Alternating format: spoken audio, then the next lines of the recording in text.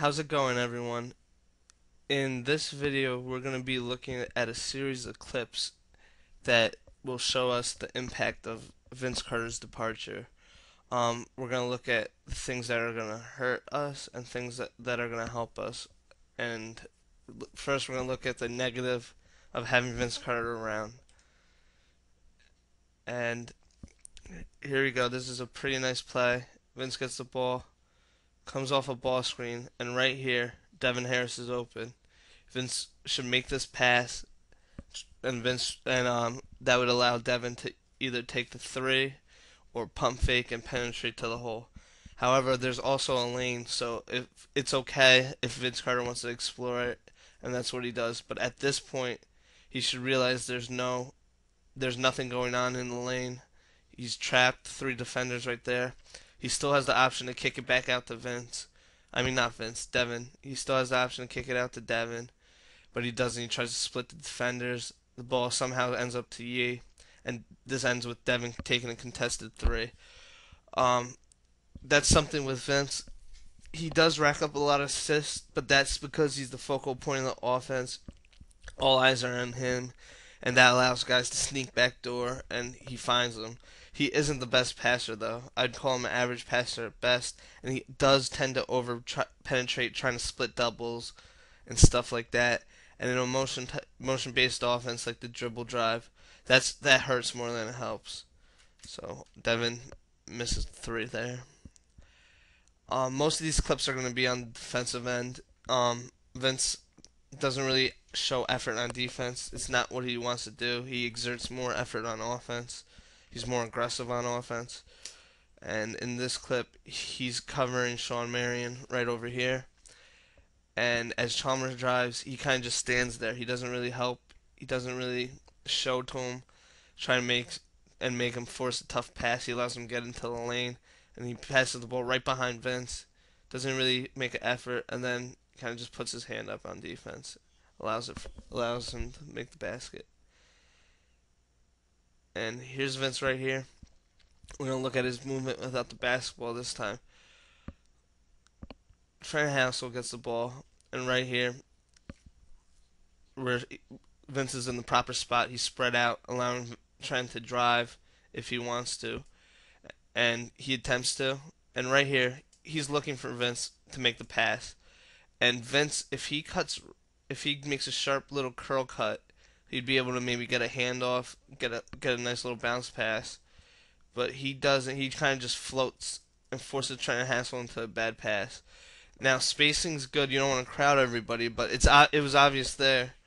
Trent was looking for Vince to make the pass, and Vince didn't help him. He made a lazy cut, and unless plays are designed for him, like backdoor alley oops or anything like that, he doesn't really move well without the basketball. He kind of just stands like 5 feet away from the 3-point line, wait for the ball to come to him, and then he plays from there. He doesn't really cut.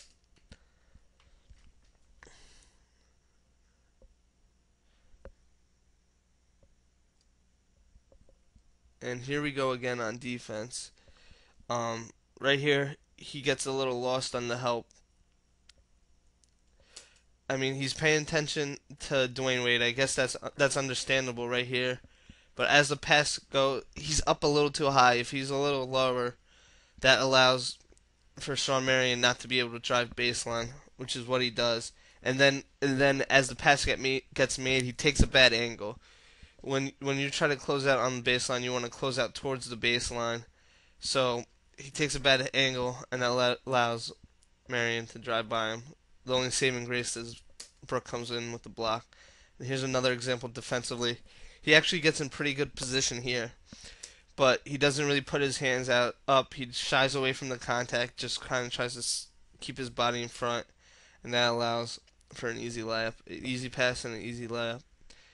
And the last thing, and this is the thing that bothers me the most on the offensive end, the ball tends to stick when Vince Carter gets it.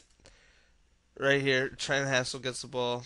Vince comes off a nice double screen, gets it, and right here, it's an ISO play, but in the dribble drive offense, this doesn't really make sense. But when Vince was here, we had to get him the ball. He was a great scorer, so we had to run ISO plays with less movement. And with him gone, we're not. There's nobody we're gonna need to run sets for. I mean, we're gonna be running sets for Brooke, probably for Devin too. But those are gonna probably come more in the flow of the offense because an ISO like this is really out of place in a dribble drive offense. And here, Vince holds the ball and then ends up taking a really tough shot.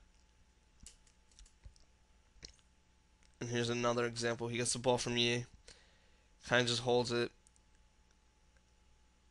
gets the ball back, and then with 5 seconds left on the shot clock, he takes a 30-footer instead of trying to attack the basket.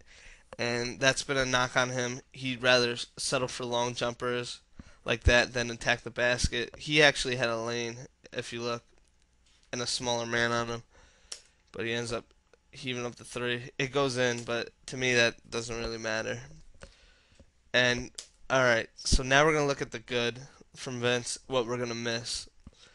Um right here. Vince, like I just said before, he doesn't really drive, but when he does, he's very aggressive and he's able to draw fouls and get people in foul trouble and then make foul shots. Um we're not gonna have that anymore. Devin attacks the basket, but he doesn't really. He shies away from the contact going in for layups and stuff. Vince, it seems, he appreciates the contact. He likes to draw fouls. He likes to get himself to the foul line. As you can imagine, most of these are from the offensive end. Here, Vince is just standing in the corner, and you got Sean Marion covering him. Sean Marion is a solid defender, so this isn't a mental lapse or anything. This is designed. He doesn't want to leave Vince. Even as Devin appears to have an open lane, Sean Marion is still leaning towards Vince, still looking at Vince, and he doesn't help giving Devin the easy basket. Now, if Courtney Lee, Terrence Williams, CDR standing there, Sean Marion's going to help and force the kick. So that's a big thing. Able to teams are going to be able to focus on Devin and Brooke more, double both of those guys more now that Vince Carter's not there. And here he is getting the ball, coming off a screen, and you can see how high Joel Anthony hedges. Usually when you hedge, you take a step at him and drop back, but with Vince Carter, they don't want to leave him any room, so they hedge way out past the three-point line.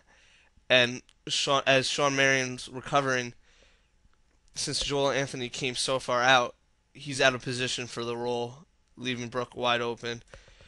So, and again, if you have Courtney Lee, Terrence Williams, they're probably going to allow him, not even hedge, and allow him to take the shot and have him prove that they can make the jumper in that situation.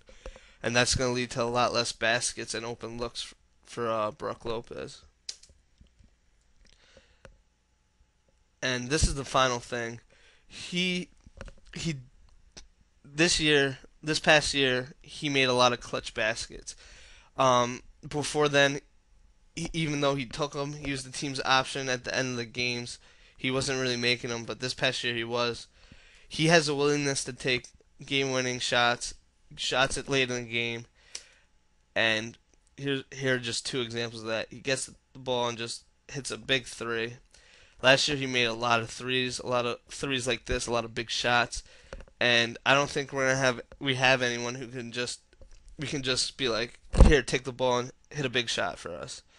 And here's actually a funny one. Ball just gets knocked around, bad pass, and then he just hits a three. Who's gonna be our go-to guy? That's the biggest question late in ball games. Is it gonna be Devin? What if we need a three? Who's gonna be in there? Is it gonna be Jarvis Hayes in the corner? Is it gonna be Nahara in the corner? Is it gonna be Bobby Simmons? This is something we're gonna have to figure out, and hopefully we do it early in the preseason so we're prepared in late game situations. Um, that's all I got for you today. Stay tuned for more videos like this over at netjustscorching.com. Thanks.